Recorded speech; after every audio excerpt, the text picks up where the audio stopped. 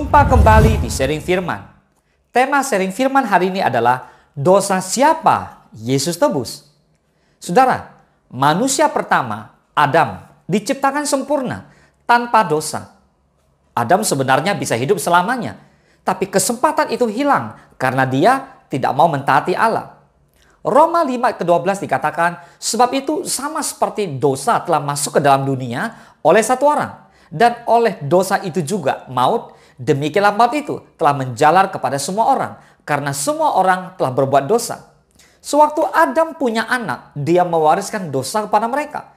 Jadi Alkitab menyeratkan bahwa Adam menjual dirinya dan keturunannya menjadi budak dosa dan kematian. Seperti tertulis di Roma 7:14.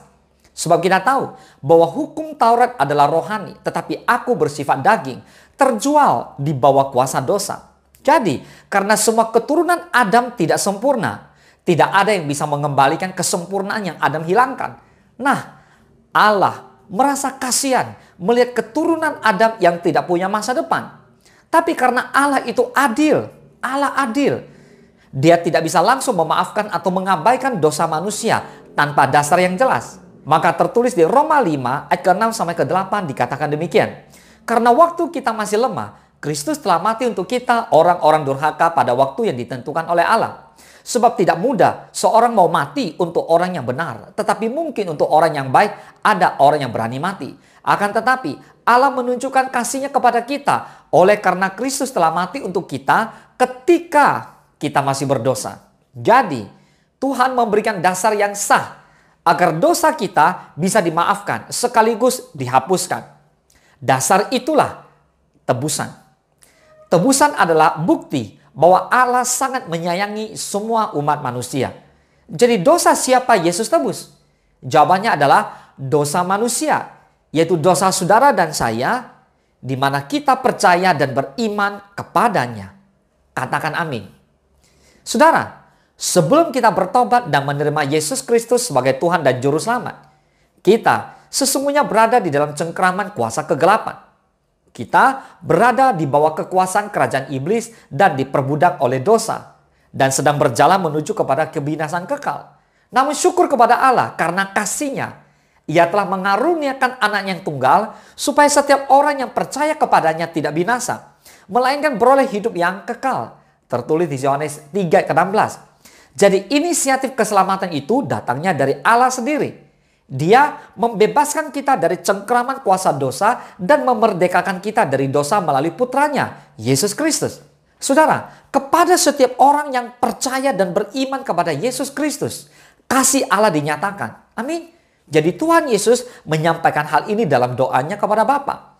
Yohanes 17 ayat ke-25 dan 26. Ya Bapa yang adil, memang dunia tidak mengenal Engkau, tetapi aku mengenal Engkau, dan mereka ini tahu bahwa Engkaulah yang telah mengutus aku.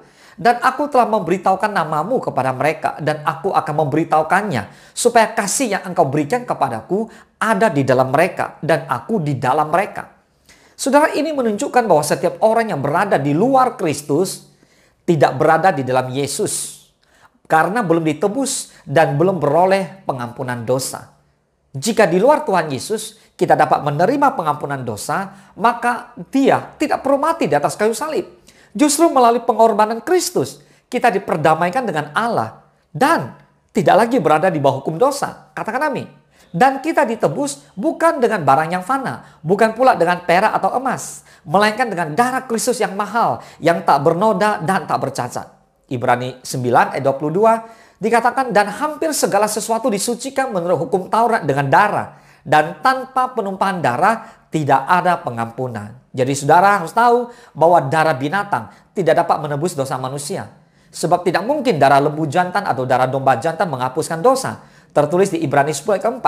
Memang di perjanjian lama darah binatang sebagai korban penebusan dosa hanyalah lambang dari korban yang sesungguhnya, yaitu darah Kristus. Jadi dosa manusia hanya dapat ditebus oleh darah anak domba Allah, yaitu darah Yesus Kristus saja. Yang mengerti katakan amin. Tuhan Yesus memberkati.